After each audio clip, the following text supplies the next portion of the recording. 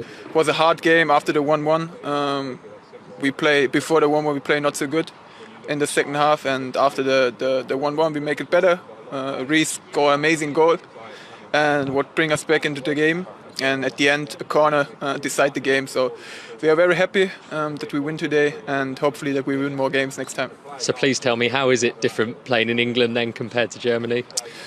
The game is totally different. In some situations you have a lot of more space because the field is very big and you can make a lot of runs, like we have in the first half after we lead 1-0. But yeah, when you come out of the cabin in the second half, the game was totally different. It changed completely, and the other team, Brighton, does very well and give us a lot of problems. And of course the facilities and the strength of the defenders. I play against 3 massive defenders. You don't have something like that in Germany, so. Yeah, I'm happy to be here, and I think it was a good first game for me and for the whole team.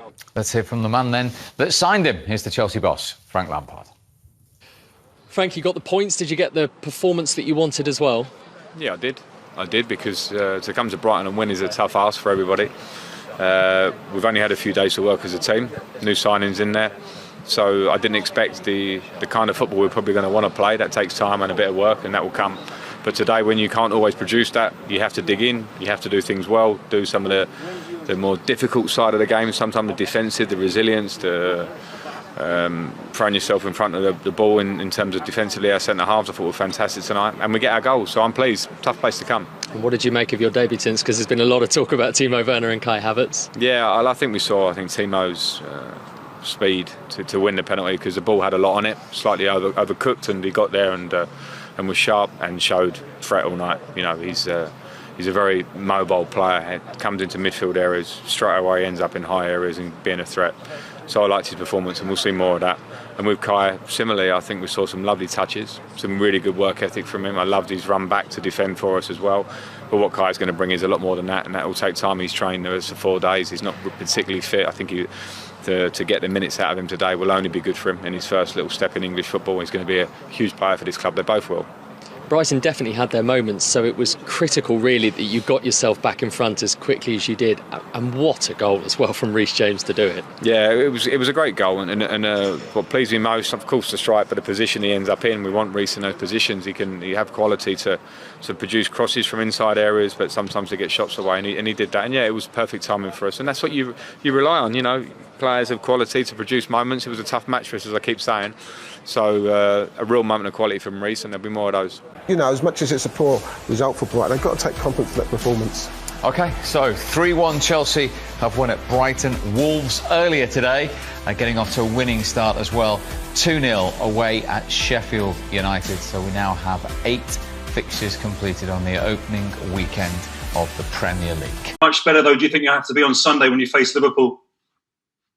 Yeah, we will be better. This is our first game in circumstances of being together probably as a group for 4 days. We've had all the players together. We've got 2 players making their debuts there for us on the pitch tonight. And we showed a lot of good stuff. It wasn't where we want to be in the end. That will take a bit of time, and we'll improve for Liverpool as well. But first game of the season is certainly about getting a win when you come to a place like Brighton, and we did a lot of good things to get that. 3 unlikely scorers tonight. Jorginho going off at the end. Is he okay for Sunday? Yeah, Jorginho is just tired. He's just tired. This is what I'm saying. We've had a lot of quarantines at the club.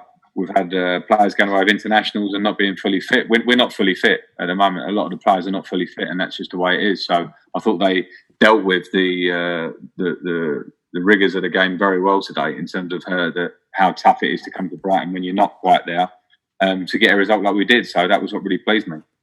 What about Kepa conceding from outside the box, Frank? Concerned about him and possibly, you know, the news about Edward Mendy completing a medical today. Can you confirm that? And are you on the point of signing a new keeper now? I can't confirm that. That's news to me. I've been preparing for the game, so I'm certainly not going to be led on any players of other teams as it stands now. But in terms of Kepa, I need to see the goal back. I haven't seen it at close quarters, and I'll watch it back later. Okay, thanks, Jeremy. Can we go to Nick Purewall, please?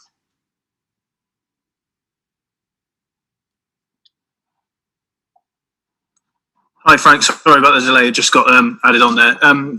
How obviously Ruben played in a more advanced role tonight. Is that something you're looking at doing more often, or was that a bit of needs must tonight? And obviously he's going to be rusty because he's still just, I guess, getting back up to speed, isn't he? But how do you where he is generally, as well as that? Yeah, sorry. Now with Ruben, I think Ruben obviously has been out for a long time, and even his return to play was pretty broken by the lockdown and the restart when he was just about to play some games. So we certainly have to give Ruben a bit of time on those fronts. But now it's a position that Ruben can play for us. Yeah, we've got injuries in forward areas in terms of Ziyech is out, Pulisic is out as well. So there are players that will come back, which give me lots of options. So it was interesting for me to see Ruben in that sort of number 10 position today. He can certainly give us lots in those areas.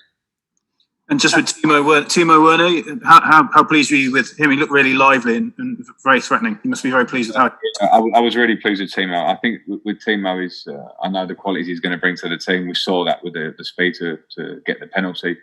Other moments where he showed his speed and his qualities as well. So he's going to be a real threat. He's a very mobile centre forward. He can do so many things for us. So it was nice. And Timo is one that has had some games. He has had a bit of fitness. And I think you could see that in the way he was tonight.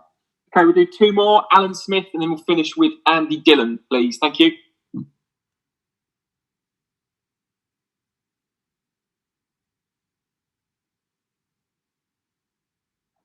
Alan, unmute yourself. Away you go. Hello. Yeah, hi, Frank. Hi. Can I just ask about Timo? We've seen him on TV with a lot of strapping around his knee. There's a big ice pack. Is he likely to be a doubt for Sunday, or do you think he's going to be okay? And can I just ask about Christian as well? Obviously, last week you said he was back in training, but you've just said he's now out as well. Yeah, Timo took the knock and when he won the penalty, so it's more of a dead leg, we hope. So I mean, too much in terms of next week there, but I would like to think if it's a dead leg, we've got a bit of time for him to get back and right, and he obviously finished the game from having that early-ish kind of knock. With Christian, Christian was training with us last week, but he had a little bit of discomfort a couple of days ago where he was trying to, train with us and be in contention for today. Would have been a big ask for today, but he's had to just take a few steps back. So we'll have to see. That's one that's I don't have big news on at the minute. We'll see. Okay, Andy Dillon, you want to finish things off, please? Hi, Frank. Can you hear me? Okay. Hiya. Just a quick one from me, really, on the goal from Reece James. Possibly the standout moment of the match, and I just wondered if it took you by surprise, that strike, and just the spectacular nature of it. And it's almost like he's one of the old guard now. We've had so many players coming in. He's one of the old boys. He's kind of flying the flag for it's proof that you can still succeed at Chelsea. It's not all doom and gloom for those kids that are coming through. Yeah, I did say that, Andy. I did say that in the build. I got asked that question a lot, and that shows you that if these younger players, Reece be one of them, Mason starts today, Ruben came through the system, so did Andreas. So the opportunities if the lads perform and train well and play well is there, and Reece does that for us. So right back is a position for me where I've got two quality players that I can pick with maybe slightly different attributes at times, and that's a good problem for me. I think with the goal, it didn't surprise me in the fact that I know Reece can catch hold of shots. We try and get Reece sometimes in those sort of positions to get shots away. We know he's got a great delivery when he crosses the ball as well. So no, it was slightly surprising because it was so clean, but I know he's got that in him. Brilliant. Thanks, Dilo.